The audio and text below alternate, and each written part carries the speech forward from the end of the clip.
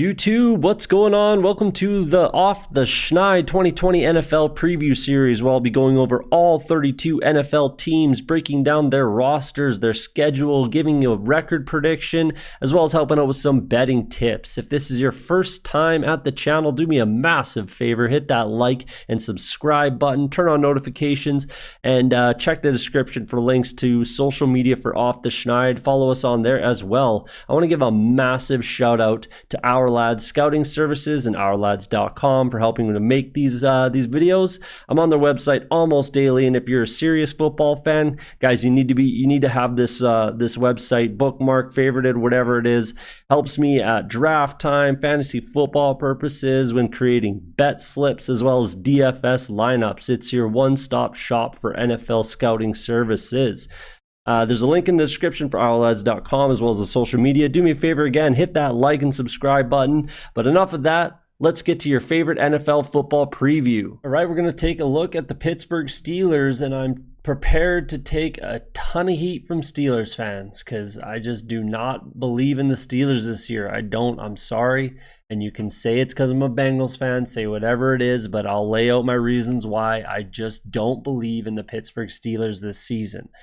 We'll start it at quarterback, and we got Ben Roethlisberger returning from, that's the thing. No one really knows for sure, except for, I'm sure there are some people, but we don't know for sure exactly what the procedure was. I think the most likely candidate is that it was Tommy John. It kind of has to be. I don't know what else you could do. I don't know what other major surgery you could do on an elbow that requires as much, like, it has to be TJ. It just has to be Tommy John. But no one's really said what it is. So it's really interesting. They're keeping it under wraps. And it's been much less than a year now. If it was Tommy John, here's the thing. If it was Tommy John and he's 38 years old, he's not coming back, in September and going to be a Pro Bowl superstar quarterback in the NFL. It's not happening. It's not happening. I'm sorry.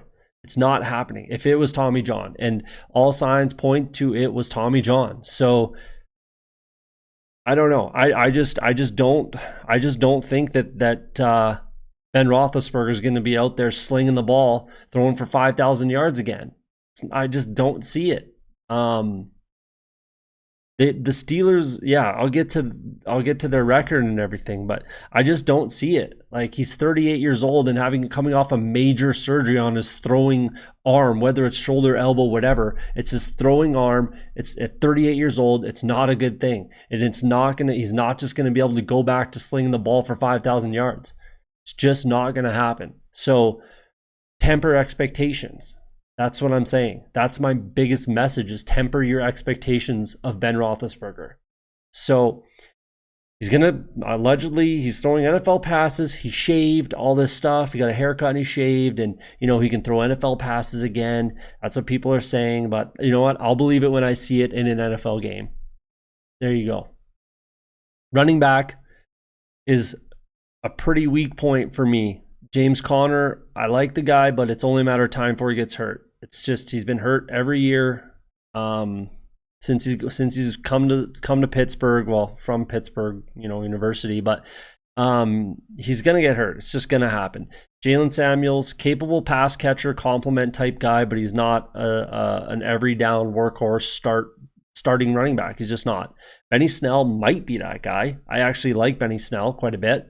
And if he takes a big step forward and gets a shot again this year, he finished the season pretty well. I think he could be that guy. And Anthony McFarland, it's possible. I didn't really love the pick. I thought there was other guys that I would have rathered there if it were me. But he might get a shot too. I think, again, if or when there's an injury to James Conner, I think Benny Snell's the guy who gets the shot. And then maybe Anthony McFarland does, and if he does get a shot with limited reps, and he really shows that he's just the guy, and he takes a stranglehold in that job, then great. Then you're not upset either way as a Steelers fan. They added Derek Watt to be a fullback for them. bringing him in TJ's brother, obviously, and JJ's brother. So that should help. He's a great blocker and can catch the ball. I like Derek Watt, but he's not going to make a huge difference on that team. They brought in Eric Ebron. Very good pass catching, huge target in the red zone. He should help out at tight end for sure. And Vance McDonald's still there as well, who's a good blocker and an okay pass catcher as well. So tight end, I think they're pretty okay. They're pretty safe with what they have there.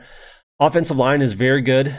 Even with Mason Rudolph and Duck Hodges doing their best out there, they were very good as far as pass protection. I think they were definitely in the top 10 for sacks allowed. So there's nothing wrong with the offensive line there at all. They did lose BJ Finney, but he was an interior guard / center, and they're okay. They're very okay there with bringing in Steven Wisniewski. They're fine on the offensive line, top to bottom. They're fine. If there's injuries, they might see some issues. There might be some problems if there's a few injuries on the offensive line, but for the most part, I think they can get it done, and they're very capable and a very good offensive line. Very good. As far as their pass catchers and their wide receivers, I think I really like Chase Claypool. I do. I really like Chase Claypool. He's a Canadian kid, 6'4", ran a 4.4, big guy, 1,000-yard receiver at Notre Dame last year, second-round draft pick.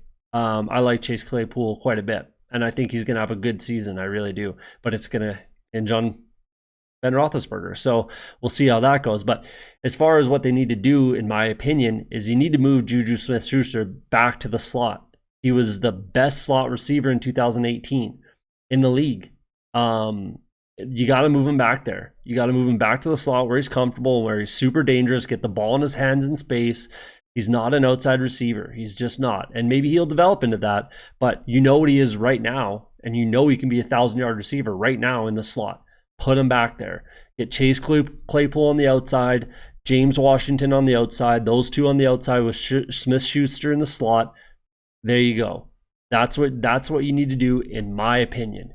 That's what I would do if I were running the offense for the Steelers. But yeah, there's your Steelers offense. Obviously, it's going to go as far as Ben Roethlisberger. This offense is going to be as good as Ben Roethlisberger is able to stay healthy, and his arm returns to the way it kind of was, or even close to it. So, but I'm telling you, man, temper your expectations about Ben Roethlisberger and his arm. Let's move to the defense. Very, very good defense. This team plays incredibly good team defense. They are very good. They play together. They're one unit. It's really impressive. Very good defense. They led the league in sacks last year with 54. Mostly Bud Dupree and TJ Watt. I think a big loss for them. I think Chris Wormley can fill in nicely, but a big loss is Javon Hargrave. That's a big loss on this defense. They still got Stephon Tuitt and Cameron Hayward, who are still very, very good, and they can get off the quarterback as well. And Wormley should be able to fill in for Hargrave, but I think that's a big loss. If you think they can just keep on keeping on without Javon Hargrave, it's not going to be that easy. But I think Wormley should be okay. Devin Bush was their first round pick last year. He's a very good linebacker. I think that's just fine. I think Vince Williams is a little bit underrated as well. I do like him, and that's just fine as well. The backups at linebacker are okay. So yeah, their defense is just fine. Their biggest weakness, I mean, they were okay in this regard last year, but their corners are a little bit. It's their only weakness. Terrell Edmonds is a very good safety, and Minkah Fitzpatrick is one of the best in the NFL. But their corners, I mean, I do like Justin Lane, Steven Nelson, Joe Hayden they're fine. They're okay. Nothing wrong with them. They stay healthy and everything like that. It's even better. But I think that's the one weakness in this offense, if there is one. Defense, if there is one. But I might be nitpicking a little bit there. And I probably am. They're a very, very good defensive unit. This defense basically single-handedly took this team to an 8-8 record and almost took them to the playoffs. but they're very, very well coached. Mike Tomlin, in my opinion, is one of the best coaches in the NFL for sure. I really like Mike Tomlin as a coach. I wish he was my coach for my team, but it is what it is. So I like the Steelers. I like their defense, but temper expectations, and they will go as far as Ben Roethlisberger kind of can stay healthy. I'm telling you. So we'll see what happens, but I think Steelers fans should temper their expectations. I really do. All right, let the hate from Steelers fans continue. There's your record prediction, low, high, my. The facts are the Steelers had 3 straight double-digit winning seasons and then regressed the past 2 seasons. Yes, of course, I know Ben Roethlisberger wasn't there last year. Yes, I get it. And of course they're going to regress. But they regressed the year prior, and I see, to be honest, another regression coming. Unless Ben Roethlisberger just proves me completely wrong, has a perfect elbow, can sling the rock, and I look like a complete moron. Possible. But not likely in my opinion. It's just not likely that a 38-year-old Ben Roethlisberger coming off of what seems like Tommy John surgery, I just don't see it. But it is what it is. I've been wrong before, and we'll see what happens. But let's go through the schedule. Week 1 against the New York Giants in New York. That's a tough game. They got a good shot to win that game, that's for sure. But I think the Giants are a better team than a lot of people are going to be thinking, and a lot of people are going to give them credit for. So that's a tough game. That's a tough game. I mean, it's a winnable game, but it's a tough one. And then Denver at home, that's a very tough game. I really like the Broncos. If they can just run them into submission, I could see the Broncos coming into Pittsburgh and getting that win. I really think that they can get that win. At home against Houston, that's winnable. That's very winnable. And they need to win that game, especially if they somehow kind of start 0-2, which is very possible in my opinion. It's very possible they start 0-2. That's a must-win game against Houston. At Tennessee, I see these teams being fairly similar. I see them both regressing. I don't really particularly believe that the Titans are going to go out and win the division this year. I'm not one of those believers. So that's a winnable game, but a tough one in Nashville. So that's a tough game. Philly, I think Philadelphia comes in and gets that win. I think they do. It's an in-state game. It's a very important game. I think all around, the Eagles are a better team, offensively and defensively. Maybe not defensively. Close. The Eagles have a very good defense, so it's very close. But offensively, for sure, give me the Eagles. Cleveland, at home against Cleveland, I think the Steelers get this win. It's an extremely emotional game. The return of Myles Garrett, Mason Rudolph should be at least backup quarterback, but it's going to be an emotional game, and I think it's one that they get the win because they might A, have to, and B, they're going to be extremely motivated to get that win. And I think they probably do. At Baltimore, they're not winning that game. Sorry, they're not. Bye week 8. It's a good spot to have a bye week, I think, for the Steelers. We'll know where their season's headed. We'll know where their season's going at their bye week. We really will. If they're sitting there at like 2-6 or 2-5 or even 3-4, we know where they're headed. And it's closer to my predictions than it would be to some other ones. But if they're sitting there, I guess, at 4-3 or 5-2 somehow, then I'm completely wrong. And that sucks for me. But we'll see what happens by their bye week. I think we'll know where they're headed by their bye week. I think we will. At Dallas, I'm taking the Cowboys there because their offense is just that good. I don't think those corners could keep up to those 3 wide receivers. I just don't think they can. Plus with Zeke and the offensive line is phenomenal. I don't think they can go into Dallas and get that win. I really don't. At home against the Bengals, they probably get that win. I think they probably split with the Bengals. Steelers fans probably think they're going to sweep them, but I think that they'll probably split home and home. At Jacksonville, Again, I'll say this about Jacksonville on everyone's schedule. That's a game you have to win, even on the road. You have to beat teams like the Jacksonville Jaguars. You have to. I think the Jags are a little bit better than people give them credit for, but they absolutely have to win that game. At home against the Ravens, they're not winning that game. I'm sorry. At home against the Redskins, I think that these teams are extremely similar. Extremely. They got very similar defenses, very similar offenses, in my opinion. And that's a tough game, but I think the Steelers probably get the win because it's in Pittsburgh. It's at home. I think they can get that win, but it's a tough game. At Buffalo, they're not getting that win. I'm sorry. At Cincinnati, I think they split and Cincinnati gets that win. At home against Indy, depends on where the seasons have gone for both of these teams. If I'm completely wrong about the Steelers, then they get the win.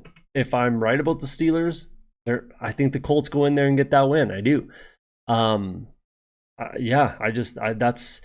what it's going to come down to. If I'm right or wrong, that's going to be one of those games that depends on if I'm right or wrong. The Browns at Cleveland, I think they get that win. I think Cleveland gets that win, especially if it's a must win for the Browns, which it likely is.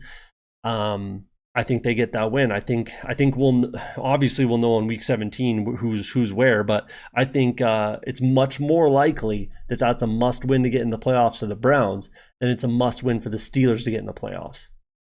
That's my prediction, and that's my opinion. So we'll see what happens, but and the odds there, like 4.5 to 1 for the Steelers. I guess a lot of Steelers fans will probably pick that up if they think they can get the division somehow. I don't see how anyone wins the division over the Ravens. I just don't. But I mean, like I said in the Browns one, I think I take the Browns over the Steelers. I definitely take, flyer shot in the dark on the Browns to win the division before I take the Steelers there. Especially considering the odds, but yeah, I mean, I can be completely wrong, or I think I'm right. I honestly think that 7-9 might be a little generous, to be honest, man. Like, I mean, I'm gonna catch a lot of heat. I know I'm gonna catch a lot of heat for saying this, but I don't care. That's what I think, and I think 7-9 is kind of generous. I think 10-6 might be where they're kind of sitting at the end of the season, and it's very possible. But Ben Roethlisberger is just not able to come back and be the same quarterback. It's more likely that happens than the alternative. That's what I'm banking on, and that's what I'm picking. So, let me know in the comments. Bring on the hate. Let's hear it. But let me know. And there's your breakdown for the 2020 Pittsburgh Steelers.